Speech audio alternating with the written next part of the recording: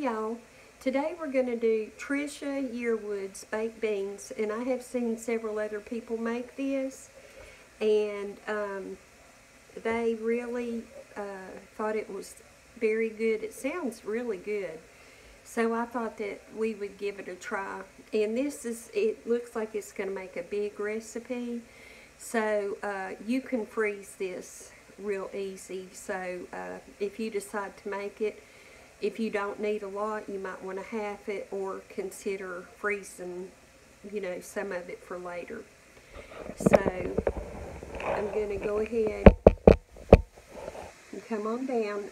What I've done is I've browned the hamburger already, and it calls for 2 pounds. This is about 3 pounds because of the way I had it packaged. And so this will just have a lot of meat in it. So now I've taken 2 medium onions and 1 medium green pepper, and I'm going to put them in the meat and let them saute till they get soft.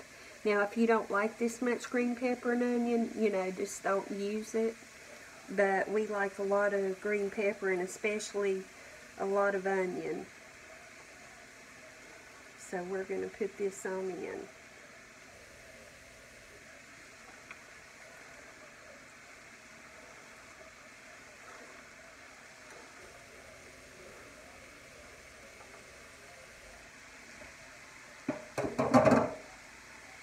Probably threw some over the side there. So what I was going to tell you, a little hint, is I don't usually like to brown my hamburger with my onions and peppers and then drain it, because I feel like you drain a lot of your flavor away. So this meat was, it wasn't 70-30, but it was the next higher or lower fat content. Anyway, I went ahead and browned it and drained it, and now I'm going ahead and doing the peppers and onions in it. If you have like 90-10, you probably could get away with not draining it if you like it, with that amount of grease, because that's not a whole lot. And you wouldn't lose the flavor by pouring the grease out after you've sauteed your onions and green pepper. Did that make sense? So, anyway, I'm just here doing my meat and green peppers and onions. This is going to take a few minutes because it's, a big thing of it. So let me get this done, and then I'll come back and we'll move on with the recipe. Okay, we're back, and I went ahead and took out about half of this meat, maybe not quite half, but it was just way too much meat for the beans and all. I guess that extra pound really did make a huge difference. And I just put it in a plastic container, and I'm not sure what I'll do with it. It make chili or spaghetti or something, but I just went ahead and put it in the freezer to have it. And also I have cooked, fried, and crumbled up a pound of bacon. This will go on later, but I wanted to show you that. And I've sauteed the onions and the peppers and done that with the meat. So that's ready. So now what we're going to do is, over here is our casserole dish, and I have sprayed it. Then her recipe says to add 2 cans of pork and beans, and this is just 1 big can. I don't think it really matters. It's probably a few ounces off, but this is just what I picked up. And I wanted to say, my opinion on pork and beans is if you don't use a name brand of pork and beans, then you're doing your recipe a disservice, because there is a big, I don't know if you can hear me, there is a big difference in taste if you get a name brand or an off brand of the baked beans or the pork and beans. So I just I always go with the name brand, because I really just don't like them unless it is the name brand. So now that we've got our pork and beans in there, we're going to add half a cup of ketchup, and I'm just going to eyeball it. Okay, half a cup of ketchup and a half a cup of barbecue sauce. And this is our favorite brand.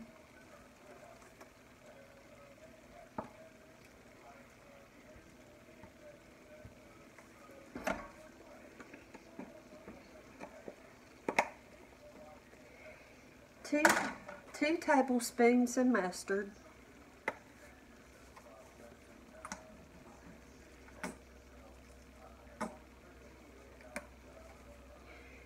2 tablespoons of Worcestershire sauce.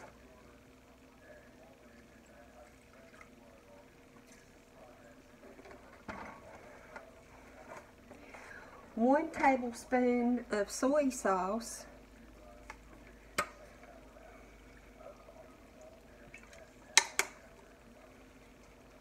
And 4 tablespoons of brown sugar.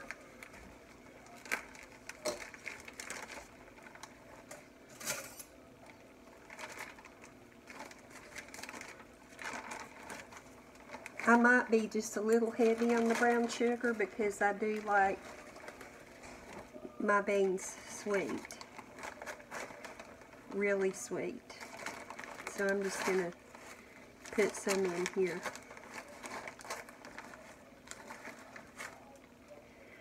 And that looks good.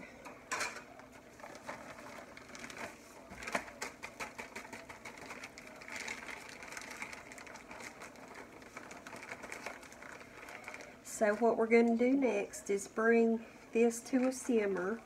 Well, stir it up. And I have no idea why I got a casserole dish out, because I knew I was going to cook this in the pan that I'm preparing it in, because this pan will go into the oven, and I know that. I've been thinking about it, but then I just got a casserole dish anyway. So if you don't use a pan, a frying pan, cast iron skillet, or whatever that you can put in your oven, then use the 9x13. You'll need that at least. So what I'm going to do here is get this good and hot and simmering, and I'm going to cover it. I'm going to put it in the oven on 350 for 45 minutes, and after the 45 minutes I will uncover it. I will sprinkle the top with all the bacon that you see, and I'll put it back in uncovered for 10 more minutes to give that bacon a chance to get brown and all, and then it will be ready to eat. So I will see you back when it's time to give this a taste. The Trisha Yearwood baked beans are finished, and they look and smell so good. So I want to give you a peek at them so you can see what you think. I'm going to hold them over where you can see. This is still hot from the oven. So there, that is with all the bacon on it. And I'm going to get some up here and give it a try.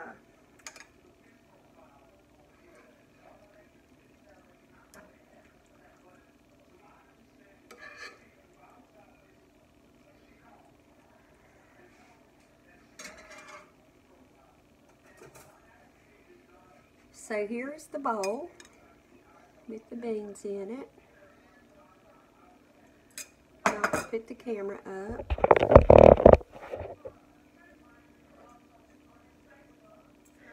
Let's see what these taste like. You know, anything with bacon's bound to be good.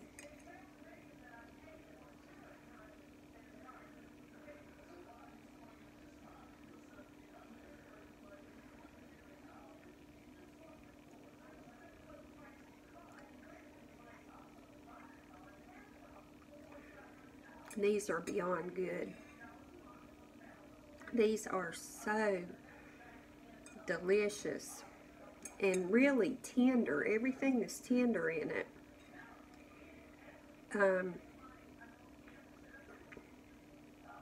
If I hadn't have put the extra brown sugar, it wouldn't be quite as sweet.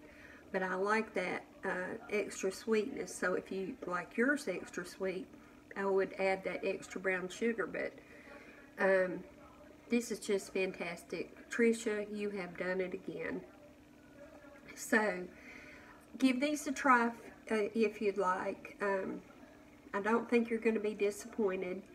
And I appreciate you watching. I always do. Thank y'all for being such an encouragement and a really sweet crowd of people. Is that how I want to say it? Anyway, thank you for being you. And so this is it for today. I hope you enjoy it. Hope to see you back next time. Bye-bye.